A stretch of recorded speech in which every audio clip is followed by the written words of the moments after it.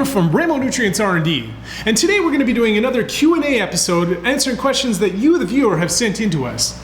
Now, it's been a little while since our last episode, and I apologize. We've had a lot going on since the last time I posted a video, but I promise you I'll get you some answers in the next little bit. Okay, let's get to some questions.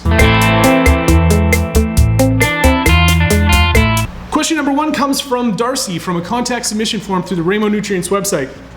What happened with the bacteria test? My sincerest apologies on this one. I wanted to show you guys everything that happened, and I tried to film this in real time.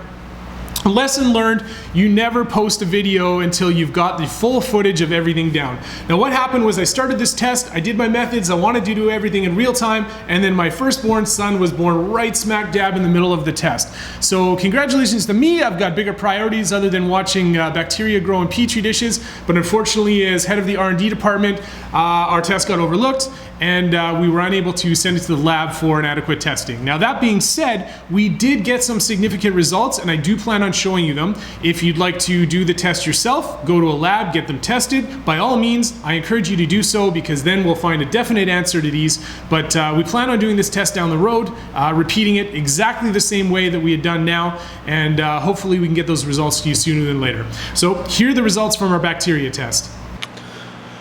Okay, here's the results of our swipe test, and as you can see, the agar has started to bubble and dry up, so I'm not entirely sure whether we can get an accurate result on this one. Now, one thing we did find was that each of the samples that had the soil swipe in them had a significantly larger outcropping of either bacteria, mold, or viral contaminants growing in the petri dish. You can see here the fertilizer alone was fairly sterilized. Now the only one that was the exception was the bat guano, and if you see here, there's quite a bit of growth going on with the swipe pattern. Now that tells me that there was bacteria or mold present in this product before we put it in the petri dish. Now if you look at these three, we have our control, and there's a little bit of outcroppings here and here and here, and same thing with the blood and the bone meal. These could have been added during the process where we were adding the agar to the petri dishes, or they could be present in the fertilizer. But what this tells me significantly is that there was bacteria present in the soil, and it was this bacteria in the soil that was being multiplied by these fertilizer products. So something to take note of. Okay, our next question comes from Mike from YouTube. How come you don't answer my questions from the YouTube comment section? Now, for me personally, I'm on usually about once or twice a day, and I check the comment section just to make sure that I'm answering whatever I can. Now, Remo, on the other hand, he's on all the time, but you have to factor in, he has 1,600 videos. So if every video got one comment per day, that's 1,600 comments that he has to answer or go through, which unfortunately he's got a lot on his plate. And I wish I could say that he could get to them all, but going through the YouTube comments is sometimes a little bit impossible. So if you want to get a hold of us, go to www.remonutrients.com and send us a message through our Contact Us form. Everybody gets that. We can answer whatever we can, and that's probably a better way to get a hold of us. So I hope that answers your question. Feel free to contact us, and we look forward to hearing from you. Question number 3 comes from Blah Blah from YouTube. Is there a difference in the amount of newts when using a DWC hydro system versus a soil system?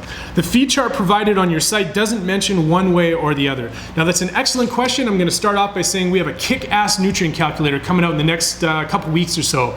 We're just putting the final touches on this program so that it looks nice, it functions well, and there's no problem for you guys when it comes to calculating your feed formula. Now to get to your question, because you're using a DWC system, or if you're using a DWC system, you're growing directly in the nutrient solution, so there's not a lot of resistance for those roots to uptake the nutrients from the water. Now, that being said, you could probably use a little bit less if you really wanted to and save yourself a little bit of money. But we formulated our product line and we filtered everything to make sure that it's cross-compatible in different growing medium. This means you can use it in either DWC or a water-based medium, a soilless medium like cocoa, or you can use it in sunshine mix, depending on what you're using. So I hope that answers your question. Feel free to use as much as you want as long as you're kind of playing within the reasonable amounts, and you should get good results no matter what. Trollface from YouTube asks, can I use only Velo, Kelp, and Astro flower and still get good results? Unfortunately, the answer to this question is no. There are two general varieties of plant products available to help you grow your plants. There's plant nutrients or food, and plant supplements or additives, one of those two categories. Now the plant food products are the products that give you the micro and macronutrients your plants need to grow and continue growing. The plant supplements are the products where they enhance the effects of the plant food products. So if you're going to use just Velo, Kelp, and Astro flower, you're going to run into some problems where your plant's not going to get those components that it needs in order to continue growing. So it's probably not a good idea. If you're looking to trim down on your budget, start with a micro grow bloom formula first, and then work your way into the supplements, which will enhance your plant growth significantly. So I hope that answers your question.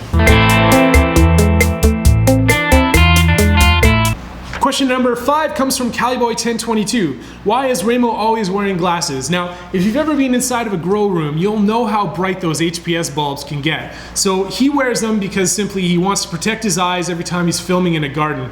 If you've been inside one and you look at one of these bulbs, it'll actually mildly burn some of your eyes. So you'll look away and you'll actually see trails from where that light bulb was. They are really, really bright. So he wears glasses to simply protect his eyes, and it's just kind of caught on over the years. It's turned into kind of his trademark, so he always makes sure that he's got a pair of glasses with him, regardless of whether he's in his garden or not. It's an easy question, I got a simple answer. Okay, last question comes from Rob. It's a private message from YouTube. What is your background and how did you get involved with Remo? Well, I'll start with my background. I have a degree in clinical kinesiology as well as an associate's degree in sports sciences. So I started working in the occupational rehab field and then eventually moved into medical equipment sales.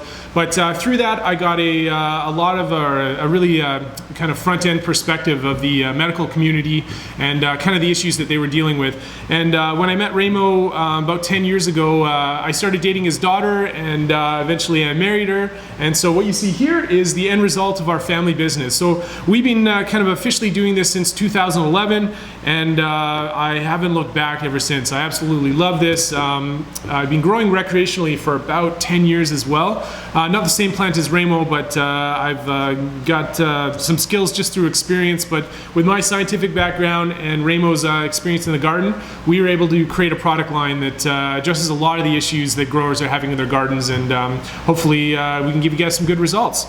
Anyway, that's it for the questions. If you have any other questions that you want to ask us, send us a comment in this video or send us a private message through any of our social media. We get them all, and we should be able to address those in upcoming episodes. If you need any more information on our product line, check us out at www.remonutrients.com. This has been Remo Nutrients R&D. Thanks for watching.